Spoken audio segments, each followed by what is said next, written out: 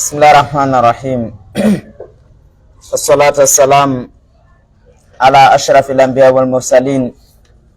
nabiyina Muhammadin wa ala alihi wa ashabihi wa man tabi'ahum bi ihsanin ila yaumiddin. Wa ba'da, assalamu alaikum wa rahmatullahi wa barakatuh. Aray nandirden non hande kadi idan mari darsu konte siratu rasul, sira neladon alayhi salatu wassalam, e nder deftere khulasatu nuril yaqin fi sirati sayyidil mursalin. Aray nonde yarde non hande idan ka darsul khamis, darsu jabon woni ghazwatu badrin al kubra, hare badri jande nden. Andi hare badri to sokere nden e wowlino fi mum ɓaawo ɗon hare pira nok ɗo ko hare badri jande nden. ɓe wi ghazwatu badrin al kubra hiya al furqan, ko kare wiyete furqan, bi mana hare sendidirde hakkunde gonga e fenande.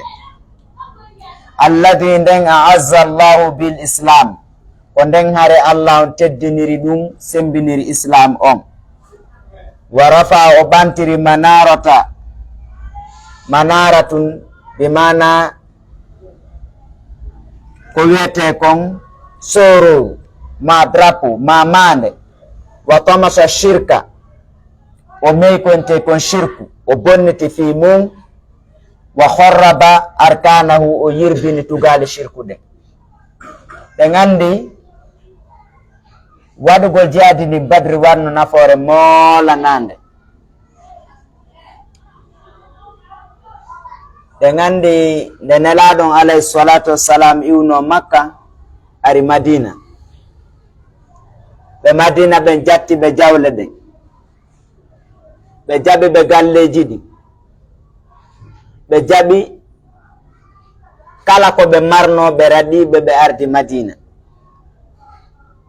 tawi noon e hoore ɗum ɓaytu woni nelaɗon dogiɓe ɗon andi ko ɓuri hewde kon adatu nas, aada yimɓe ɓen. sa dogi neɗɗo tun kanko faama yahulumo ma ko ɓayhimo wawuma piide. ɓay ɓe yahi madina, tawi noon Quraysh no jatti ɓe jawle ɗen no julorade ɓe ya Sham arta. nelaɗo maki gasi, ɓay tun ko jawle men ɓe ƴetti. enen kadi tawi wedditu kala rewtuɓe ɗo imminen woɓɓe ya ayna ndaren se ŋette jawle men ɗe. e nder ɗum ɓe immini yoga yo aynutu. tawi Abu Sufyan no yahi Sham, ko kanko ɓurata somo yaago, ko ɗuuɗi ko kamɓe kay ɓuri jattude jawle ɗe. kono Abu Sufyan ko neɗɗo joƴuɗo moƴƴa, mari ƴoyre gila law, moƴƴa noon. e nder ko ɓe ayntatamo kon, ɓe ƴeewta ɓe ara ɓe nelaɗo imo nokkel kaari, hara hebule imo nokkel kaari. e nder ɗum Abu Sufyan ari ha nokku goo, o yi jaañe geloɗi, o jippi, o ƴetti jaañe geloɗi ɗin, o monsi tawi ɓikkoye tamaro no nder ton. o ndaari ɓikkoye tamaro koye moƴƴa, o wi ɓe tamaroje ɗo ko tamaroje remeteɗe madina ɗin. o wi Muhammadu sakki ken, o wi jonnon ɓay Muhammadu sakki ken, mi tanƴinake waway foludemo ɗo. ɓay o andi ko si ɓe Sham ko ɓe rewa madina, ɓeya makka. o immini goɗɗo, o wi an yaw madina, yaw makka, haalanaɓe makka ɓen wondema Muhammadu sakki ken fi jalɗe, yoɓe immin ko ara wallitode hetto. nelaɗon ko nelaɗo ɗuɗuɗo penale, nelaɗo ɗuɗuɗo magaraji. ɓe wi wo ɓayo ari ha nokkugo tawi yo hewtu ni tum, tawi ampleur ala e programme ko nela kon. o seki conci makko ɗi fop, o hewtimo haaja, o yiilan, o yiilumi wayno, o wi ko Mamadou waɗinmi kon, awa o yii. ko ɗum ɗo wonno wonde fof maƴi. Abu Jahl en ko gaynino kornude, ɓe maƴi, ɓe fof ɓe immi, ɓe hocci kaafaje, ɓe heɓuli, ɓe ƴetti rewɓe, ɓe ƴetti geloɗi, ɓe ɗaɓɓi ñamete, ɓe moƴƴini beere, ɓeyni may fotte makko bade. e yaayi hendoɗen Muhammadu waren mo wonen Badre balɗe tati rewɓe yima wacca en yaren beere ñaamen gelooɗi makko arabu fof hula en ka sertata en Muhammadou ɗum mayi Abu Sufyan noon ko neɗɗo joƴuɗo ari ha o andi laawol jannongo ko Badre woni o faamine nelaɗo ko Badre abbotomo himo ƴoƴoya laawuntayno ley mer rouge o ley hara jippoto Badre seeɗa laawol no ley ton Abu Sufyan ƴetti konu mum ɓe rewri ka laawol ɗon nelaɗon nabiɓe Badre tawi haɓanino o yahi ha ɓayo tawi o laawi keɓe ɓe andali fi mum ommini goɓɓe onni yaw yeytuɗaɓe joni bimana en folini en laawini jawle ɗe yoɓe yirtu ɓay wowlama Abu Jahli wi kañum yiltagol ala ɓay tun Muhammadou sutti yoɓe yawɓe lanna fi makko hande ɓayɓe fokkiti ɓe yiltatako ɓeymi ɓe ye ɓe yewti ɓe wi tawi nden ñande ko suumay sahabaɓe no hoori ɓe yewti ɓe fotti e maɓɓe arina koye bulana sahabaɓen ko argol maƴina o hetta jawle ɗen arno naga e gere ɓe to hebilori gere ɓe to no yoni wulure ɓe go no yoni temetta to yani ɓe ɓodirta ka ɓe ari ɓe fotti Badri piiro ngo waɗi e gara jangirgol ɗum seeɗa seeɗa ɓe ari ka piirugol nelaɗon alayhi salatu wassalam ɓe torino nden ñande joomi men ɓe torino joomi men ko ɓe tewnta juuɗe kon ɓe tewni juuɗe ha tiggare nde ɓe joginde yani ha Aboubacry wi nelaɗo accire ni joomi on jaabinana on duwa mon kontuma Allah on tawi no formude konu kasama ton malaika 5000 malaika o wi on noon ɗo entraîné yawn tawa yoɗon guere on Badre ɓenɗo jeyano e arɓe ɓen ɓayno woni koɓe wari heferaɓen ila ɗon ɓe andi jaka ɓe julɓe no woodi ko walli ɓe ɓe andi jaka julɓe ɓen ila nden ñande hande ka ñasorgol ɓe ni tawi ɓe laafi si tawi 300 personnes wawi 1000 personnes hebuliɓe ɓeeɗa bulaka ara ɗum ɗo rentete mum hooreji shirku sakkotunuɗi jani ɗin fop ɗi wara nden ñande Badri woni tugale ɗen fop ɗe ɓora nden ñande ɓe wi wa sababu wa sabu hare nden anna rasula no nelaɗon haraja ɓe yaltuno li yastarida iran fiyo ɓe sakko setewol le Quraish no wirɗen noon setewol Abu Sufyan gon rajaatan min asham tawi mo yuri sham wa kana maahu tawi no wonde nelaɗo 313 rajulan woni 313 313 onon 13 ɗo karamo koɓe sira ɓen ɓe fottanaɗo ko jelo fawno ka 10 ɗon ko 13 ka ko jelo kono do 300 on timmi ko fawiɗa kon ko ɗum waɗi woɓɓe nayi wa nayi fan eko fawi tawi ko ɓeɗo wonduno falamma alimat Qurayshun bidhalik de Quraysh anduno ɗum arsalat 900,000 yani 950 rajulan 950 temeɗɗe jeenayi e capanɗe jowo worɓe ɓe imminno li himayati irihim fi sakkoyagol aynugol dandugol setewol maɓɓe ngol wa tijaratihim e ngeygu maɓɓe ngun fasara ilayhim ɓe yehi faade maɓɓe a rasulu nelaɗon bima mahu nelaɗo yaadi kañum e wonduɓe mum ɓen wa qatalahum ɓe haɓi ɓe qitalan hare shadidan tiiɗunde ɓe gandi noon nden ñande nde hare wonno ko tawi no ɓitti nelaɗon alayhi salatu wassalam ɓe disinoto ɓe joƴƴini sahabaɓe ɓe disini ɓe wiya kon ɗum wiɗon kon ɗum wiɗon kon ɗum wiɗon nde ɓe disini ha moƴƴa kon ɗum ɓe watta saadu wiɓe minen nelaɗo min gomɗini on min gongini on meɗen seedi kadi ko adduɗon konko goonga min jonni on kadi e dow ɗum aadi en awdi wonde ko min mi wo memay men mi wallitoto ɗum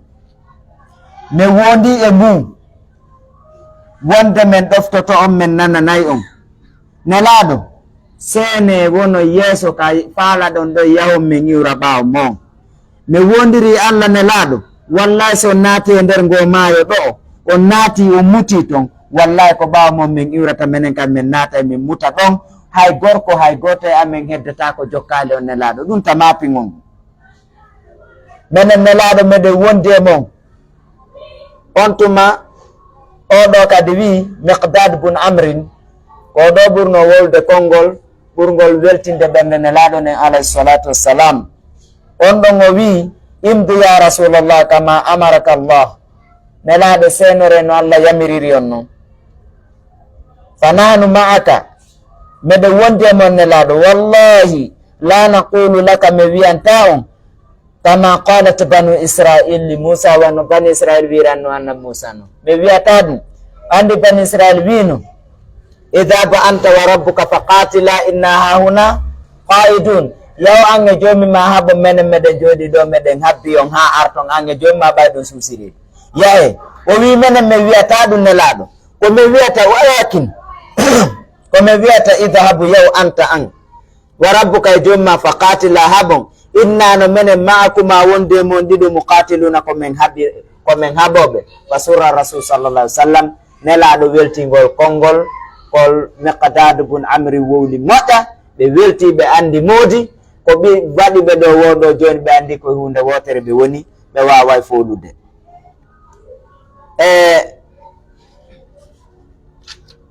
ɓe wi wa ayyada Allahu lmuslimina bil malaika Allahu sembidiri julɓe ɓe malaikaɓe Allahu immini malaika ari himo wawno malaikajo goto tun ara halkaɓe ma kanko joni men tigo halkaɓe kono tawi nden ñande wi o faala yo ɓerɗe maɓɓe ɗe welto o faala tun yo ɓerɗe ɗe laaɓu sina ɗum Jibril ko kanko tun arno halka yimɓe annabi Salih yimɓe annabi Shoaib yimɓe annabi Lut o haton jinano e seede kono ɗo addi semmil ko fiyoɓe ar ɓe yiyaɓe Umar ibn al-Khattab sahaba ɓen ɓe wi buy e amen yiwno nde ñande malaikaɓe hiɓe waɗi metelli daneji hiɓe laba hiɓe pucci buy e maɓɓe yiwno ɓe embere gondinal ma ngal yeerta malaikaɓe tawi ɗum no foti ka tawi ɗo tabiti e hoore ɗum kadi tawi nde ñande woɓɓe maɓɓe no wondi e longal woɓɓe maɓɓe no ɗonɗa tawi kadi jarendi ndin tippata koye mum yahan jare no ɗuuɗi jomi men addi ɗum ndiyan ɗan ari ha joli ɗi ŋeewi ɓe yari ɓe looti longal ɓe salligi ɓe ɗokkori gelodi ɗin ɗi yari jarendi ɗin jogodiri tamodiri tawi ɓe wawa yaade kadi jomi men wi ɗum fof komi waɗiri ɗum ko fiyo ɓerde mon ɗe welta ɗum ko jeyade araniri ndin noon ndi jeyade kadi tellement ko ndi labano tellement ko résultat ndi ɓay jeyade ndin gasi ko welno kon joni men imminno Jibril wi noddana yawnoɓe Badri ɓen ɓe fop maɓɓe yeetoɓe waɗe kala ko faala ɗum mi nanguitirtamo bone ko waɗɗo mi ɓawa hande mi yafanike o ala Badri ko ɗum sahabaɓen fof no jonnotonoɓe teddugal kala kamo Badri woni so yewtino hunde harayno fof no deƴƴanimo saabu ɓuural ko Allah hokkimo Badri kon ɓe watta bone ha jomi men nanguitiraɓe ɗum saabu koɓe daranino Badri kon nden ñande idan joni men jippinno ɓe malaikaɓe fan hasama al mushrikuna ɓe fooli shirkoɓe ɓen wa tabi'ahum muslimuna julɓe ɓen jokkiɓe yaqtuluna hiɓe wara wa yasiruna hiɓe daha woɓɓe ɓe wari buy ɓe haɓɓi buy kañum julɓe ɓen fa qutila min al mushrikina warano ka shirkoɓe 70 rajulan worɓe 90 sanadide Quraysh jani ɗin fop nde ñande warano ɓe gandi nde ñande warano Abu Jahl firawna hadil umma firawna wingi warano nde ñande Umayyata bun Khalaf warano nde ñande Asu bun Wa'il e wayɗi noon e wayɗi noon e way kamɓe mawɓe ɓen ɗon ko daɗunoyo ko goto ko Suhayl bun Amr on ɗon Allah dandi mo naato islam ka sakkitor kanko tum kono kamɓe groupe yi yewtaynogi ka Darou Nadwa on fop nde ñande tacci tan ɓiɓɓe ɓe wonti mawɓe gila nde ñande ɓe tata yewtatano ɓen ko ɓen ɗo wontuno mawɓe ɓawɓe hotude nde ñande ɓe wari 90 maɓɓe min nun no jeeya maɓɓe Abu Jahlin Abu Jahl maygol Abu Jahl no jeeya ko banti islam o dartike islam wa usira minhum da'a e maɓɓe sab'una asiran je capanɗe jeeɗiɗo kadi ɓe wari capanɗe jeeɗiɗo ɓe haɓɓi capanɗe jeeɗiɗo ɓe naɓol Madina. Wa qutila min al muslimin warano ka julɓe 14 rajulan worɓe 14. julɓe ɓen ko 14 personnes warano kamɓe ko ɗum ɓeɓano ka daɗo. Thumma refti amara rasulu nelaɗo yamiri bi dafni qatla al muslimina surrugol julɓe waraɓe ɓen wal mushrikina shirkoɓe ɓen wa raja ila al madina nelaɗo rutti madina wa lamma qarabaha nde ɓe ɓattino madina talaqatul walaidu sukaɓe ɓen jaɓɓiɓe biddufun tawi ɓen no jogi duffuji dufuf yunshiduna ɓe yimana ɓe tala al badru alayna ilah wano no jangirnoɗen noon ɗon tawi hiɓe yimana ɓe ɗum ɗo hiɓe jaɓɓoɓe iwtugol maɓɓe ñande badru on. As'ila lande ɗen ma ghazwatu badri al kubra kon ɗum woni hare nden badre al kubra jande nden ma sababa kon ɗum woni sabu mayre madha amilat quraish kon ɗum quraish golluno bada an alimat ɓawo ɓe anduno bidhalika ɗum bimadha ayyada allahu almuslimina kon ɗum allah on sembinirno julɓe ɓen fi hadhihi al ghazwa e nde ɗo hare kam adadul qatla ko jero warano min al mushrikina ka shirkoɓe wal muslimina ka julɓe bimadha amara rasulu bada dhalik kon ɗum nelaɗo yamirno ɓawo ɗum wallahu taala alam. noddine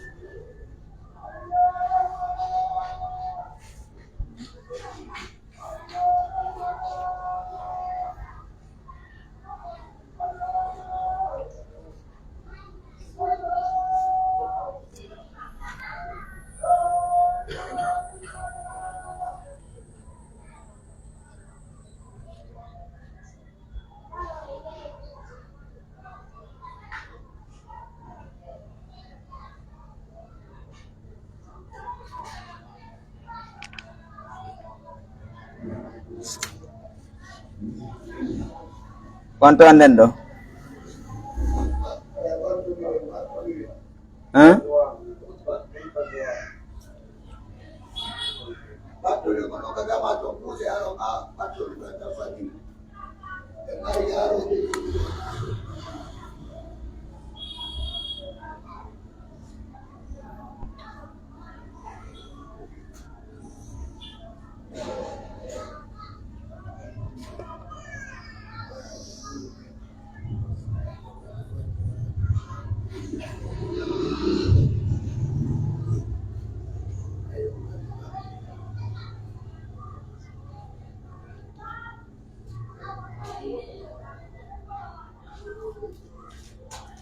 Bismillahirrahmanirrahim. Wassalatu wassalam ala ashrafil anbiya wal mursalin nabiyina Muhammadin wa ala alihi wa ashabihi wa man tabi'ahum bi ihsanin ila yaumiddin wa ba'd. Assalamu alaikum wa rahmatullahi wa barakatuh. Aray ɓawo yatude fiyo sahabajo tedduɗo wiyeteɗo Asim bun Thabit radiyallahu anhu aray hande kadi ɗe mari ɗo sahabajo goo sahabajo molanaɗo tedduɗo wiyeteɗo Utbat bun Ghazwana radiyallahu anhu. ɓe wi inna li Utbata bun Ghazwan min al islam makanan. ɓe wi no wodanno dey ande no wodani Utbata bun Ghazwan oɗo ka nder islam nokku molanaɗo bimana si islam derke be o nodde o ara o henno jullere makko nde o jooɗo bimana mo mari place awa e nder islam. ɗum ko yewtuno ɗum ko Umar ibn al-Khattab radiallahu anhu. ɓe wi awa amirul mu'minin weerino lanɗo gonɗinɓe ɓen Umar ibn al-Khattab bada salati l-isha ɓawo julde geeƴe nden ila madjaihi nokku walorde maɓɓe nden ɓe waali. faqad kana yuridu an yusiba hadwan ko haqiqa ɓe laatino ke ɓe falanonde ɓe heɓata geɓal min arrahate fowtere nden li yasta'ina bi fiyo ɓe wallitor ɗum ala al assi fi llayl renugol ngol jemma. waɗi ɓayɗon andi gila ɓe yewti Madina ɓe jaɓali fof waloɗano ɓay ayɓe ɓen sono ñosotoɓe. ɗum non waɗi tawi kanko Umar tigi lanɗo on imo faala ɗanagol seeɗa fino immora jemma o ayna wata goɗɗum hewtu saare nden. lakinnan nawma kontum ɗoygol ngol nafara an aynai khalifa ɗoygol ngol dogi gite makko de o ronki ɗanagol few waali fi ɗanagol ngorre nden jaɓali li anna al barida sabu lettre on non hamala ilayhi addama faade makko anna juyush al fursi no konu fursiyankoɓe ɓen al munhazimata ɓen foolaɓe amama al muslimina yeeso julɓe ɓen kanat laatinoke kullama awshaka junduhu tuma kala ɓatti konu makko mum ala an yujhizu nde ɓe foola ɓe lanna alayha e dow fursuɓe ɓen yaatiha al madadu ara ɓe ɓeydano min huna immorde ga wa hunaka e to. o lettre ɗo jakini ɓe moƴƴa. fala talbathu ñiɓali an tasta'ida nde ruttitata quwwata ha dole maɓɓe ɗen wa tastanifal alqital har ne fuɗɗito kadi e ba. ɓay lettre on ari tawi nde hare ɗo nde satti julɓe ɓe yaha ha wiya fooli wonɓe ka teren ɓe ɗano woɓɓe kadi no ara woɓɓe kadi ara ukkito ɓe ara kadi dole ɗen kay wonta ka wonno. on lettre noon ari ɓen andi neɗɗo nde naade commande yo tawara mo andi figere ka na yoɓugol mbuɗe ha lammine dey ko ara ko yiɗa wawiɗa andi fi mum o waali noni o ɗano anditi fi o lettre par ce que o programme ɗo ko programme makko kan joni ɓe kamɓe ɓe jiiɓike konno ɓe gerta ɓe windanimo lettre yo jonnuɓe solution o miijiti fi ɗum ɗo sattirimo waɗi noon ɓe ha fuɗɗo folde tun ta ɓe gayna woni ɓe wawi ɓe ɗo ɓeya ka woɓɓe nara ka ɓe ukkito kadi ɓe tawi ɗo ɓe famali gere nden kay fuɗɗito e ba. wa qila law o wiyana inna madinatul ubulla no ndi leydi nde saare wiyetede ubulla to addu wonden no konte minna hammil masadir ko ɓuri himmude ka wona iwrede allati ɗen to middu juyushal fursi ko tawata hino ɓeyda kono forsiyankoɓe ɓen almunhazimata foolaɓe ɓen no ɓeydiraɓe bilmali jawdi war rijale worɓe. tawi ko ubulla woɗɗa ɗon ubulla ko leydi jeyandi e takko basra tawi noon ɓen no jogii jawdi no jogii militaire fuɗɗoto tun ɗum annude ubulla nabana ɓe jawdi ara militaire kadi ara o anndi ko ɗon joni on masdar o anndi ɗum ɗon no jeeya e dawrul qa'id on anndi sa woni militaire jo ko ya anndu ko honto no leere nden iwrani on onon wonaɓe foolene ɓeya konto dole maɓɓe ɗe woni iwrude ko ɗo si foola kono nawkagol tun no tappa tun ɗum waɗi hay janngo kadi ɓe ndaara ko honto woni mo faiblani ko hon ɗum waɗi tawi mo faible e faamugol ngol ko ngal ɗo gandal o wata o hippo o wawa ngal ko ɗum ɗo no wata kono nayo yawto en naminmi ala faamude ɓe ɗaɓɓita konto e lawol mo nawni ɓe ñawdo ka waɗi sa e kala tane ɓe lannotoma ko ɗum Moussa ma kaɓe jontetu lekki ko ɓe haala ɓe anda ko ɗaɗe woni iwrude nawnare nde en faami edan ɓe andi ko ton ko ubulla programme woni iwrude fa azama o fiɓi kanko Umar ala an yursila jeyshan nde imminta konu li fatil ubulla fi uddutugol ubulla joni gere nden no wadde to o wallini ɓen ton piire ton joni momminde woɓɓe ya uddita ka dole ɗe woni urde ka si ɓundu ndum fermama ilayɗa yaata ka kay ko solution honno yite ngen sa rottinayge koka leggal rottinta wona oyge ngen rottinta tay noon ko ton faala rottinoyde o décide o imminay ɗon kono wakati imdadatiha e taƴugol konko o ɓeyde koko ɓe ɓeydta si tawi woni ɓe a foolama ala joni ɓeyda no ara e gasi anil fursi ga e fursi hankoɓe lakinnahu kontum kanko istadama o jillodiri o ɓitti ha bi qillati rijali indahu sabu ko worɓe ɓen fanɗi ka woni ɗon tawi worɓe fayda ala joni henni minay kon honto noon ɓe woni ɗum ɗon ɓittinimo moƴƴa dalika ko aɗi ɗum li anna shubbana sabu no sukaɓe almuslimina julɓe ɓen wa kuhulahum e ƴaƴƴurmaɓe maɓɓe ɓen wa shuyukhahum e mawɓe maɓɓe ɓen ɓede horaju ɓe yaltino yadribuna ɓe yaafi fijajil ardi ka ɗatte ɗen ka leydi husatan ko ɓe on ɓe wadde jihadi fi sabilillah ayne ɗo golle ɗum ɗo o mapinirmo sukaɓe ɓe ƴaƴƴurmaɓe gilayɓuɓe 40 ans ɓen e mawɓe ɓen fof yehi ka be mo be no yahi jihadi on andi no ɗaɓɓugol gandal ko naw min anwa'il jihadi ka on andi no enen joni en heɓi muskila sukaɓe ɓen si jangata goɗɗum nokkeli ko mawɓe jangata ƴaƴƴurmaɓe jangata sukaɓe ɓen si jangata si mawɓe jangi kon ɗum ɗum nafata ko be fof yaha si marsay ɗo ɓe fof ɓe yahi ko jihadi le hotto kafa soppa fop yahi fop hatta lam yabqa ladayhi ha tawi heddaki ka makko fil madinati madina illa nazrul qalilu sina jama seeɗa lowɓe tawi wonɓe toon ɓen fayda ɗuuɗa fa amada ila tariqatihi o fewtitani laawol makko ngol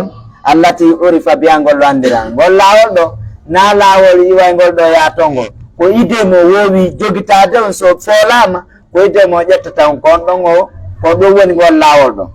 wayatay noon kon ɗon ngol laawol a tawidu ko wattitugol an qillatil jundi fanɗugol militaire ɓe ɓen bi quwatil qaidi e wattitira ɗum commandant jo marɗo doole dareɗo plan molnaɗo plan on ɗi mana si tawi joni yimɓe ɓen ɗuuɗa soldat on ɗuuɗa ko ya ɗaɓɓu militaire jo kelɗuɗo waɗa yeeso ɗen andi nde Abdraman Dakhili ande kanko udditi e Andalos Abdraman Dakhili nde yawno ton woduno e heferaɓe woluɓe fi makko o wiwo kanko o hulata wunguru ngayuje ta commandant on ko baali wo kanko hultaɗo wo kono suusata wunguru baali ta commandant on ko ngayuri wo ɗum suynaki wo tawi Abdraman Dakhil wonduɓe mumɓen kelɗano loyi kono ɓay tun ko ngayuri tawi on ɗon suynaki ko kanko uddutuno leydi waɗi si commandant on heeɓi doole imo mari doole ka gandal e faamu imo mari doole ka piiro yiltitorta ɓaawo on andi ka suusinimɓe ɓe wo suusete tawi noon Oumar no mari plan so tawi tun konungu no fanɗi o ɗaɓɓay commandant jo marɗo doole o watta ɗon on tuma konungu heɓa doole sabu commandant jo fa nakara kinanata rijali o saaki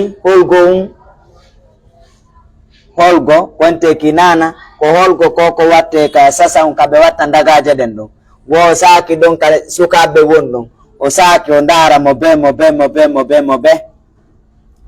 bayna yade yeeso makko wa akhadha o ƴettani yajimu idanaha himo suɓidira caloy mum koy wahidan bada akhar gotum ɓaawo kuma fama labitha o ñiiɓaali an hata fa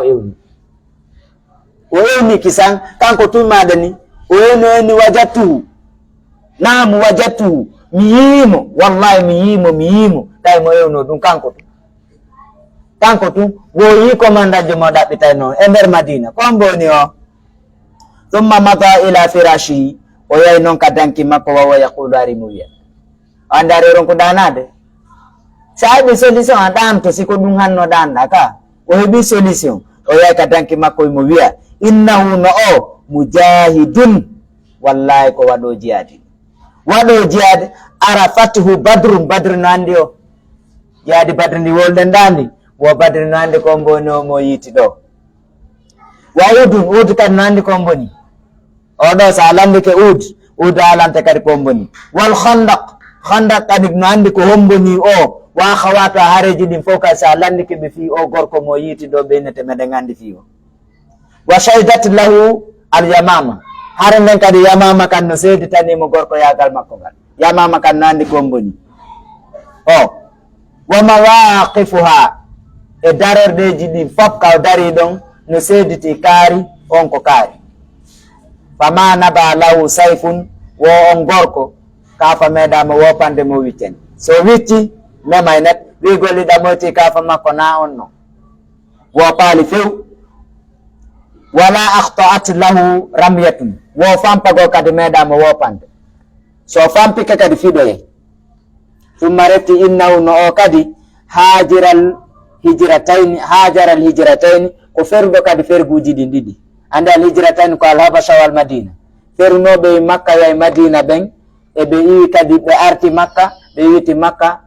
ɓe arti madina ɓe yahi habasha woni goo ɓe wi madina makka kadi ɓe ari madina o kan no jeeya mum andi ko ɓeɗo ɓuuri marde kadi grade kadi e feruɓe ɓen fuu ono jeeya kadi e ɓen wa kana sabi a sab'atin ko jeeɗiɗo jeeɗɗoɓe aslamu jebbilinoɓe kadi ala baril arde kawre leydi kadi ko 7e ɓen jebbilnoɓe on andi ko waɗi ɓe sahabaɓe kala ngal falirɗa ayiyataka ɓe loyi kamɓe ɓe jaɓali yoɓe tiiɗir ɗo tum muk wigol ko karama ko jara ko ɗon tum a tawa ɓe hiɓe ɗa kamimuɗa wo soƴƴata e ɓe da ndare ɗo ɓuuri ɗe woni nokkidirde ɗen fappima toon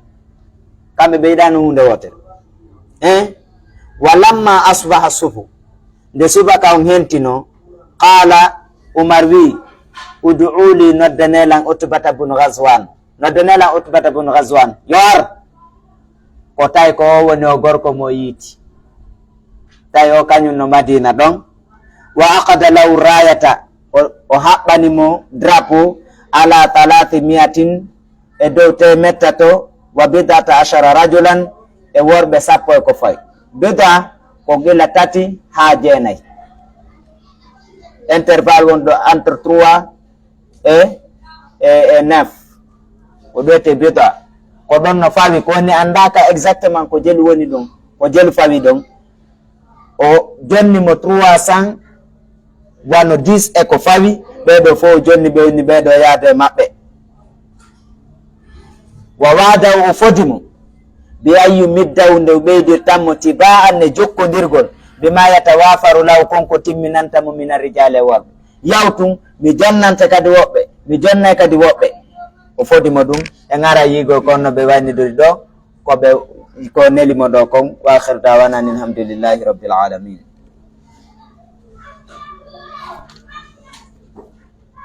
Bismillahir Rahmanir Rahim. Utbata bun Ghazwan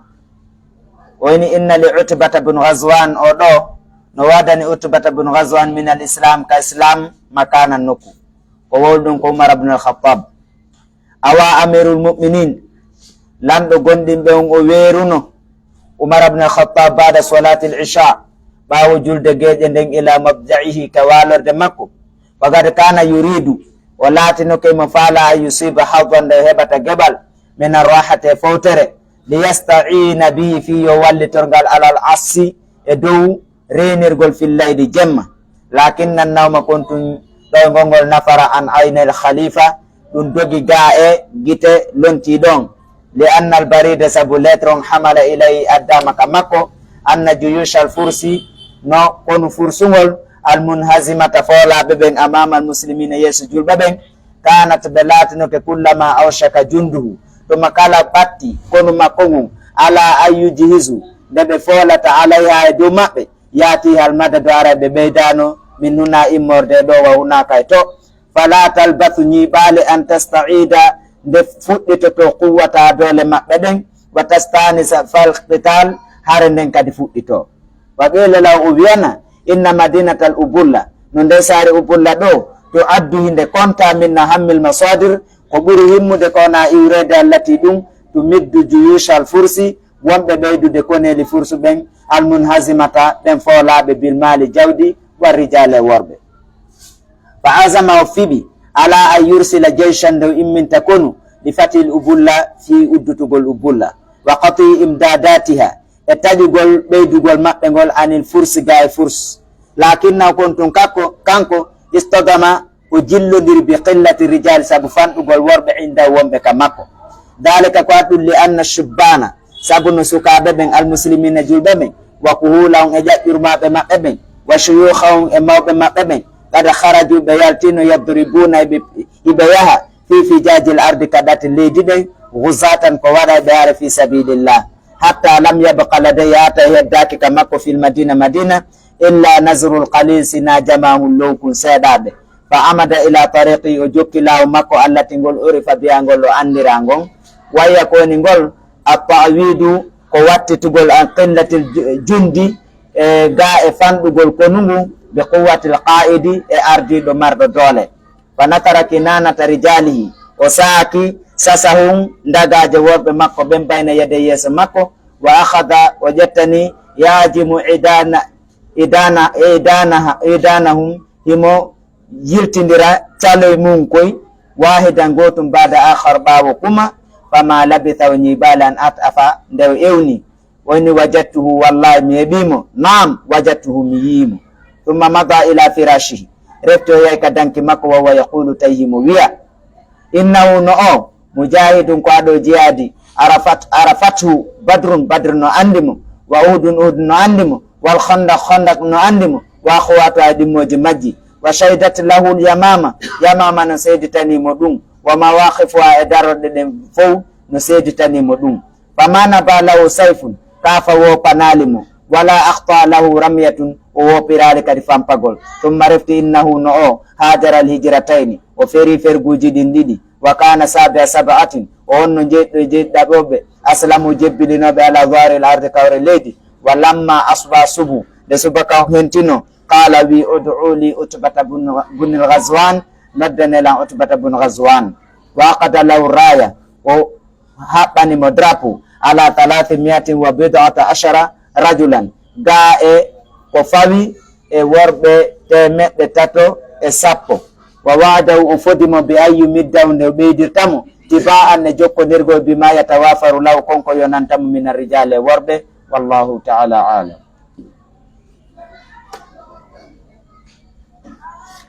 Ay ngaten telefon ɗiɗi wiwo mahani sellera fuɗeɗonamara sa silam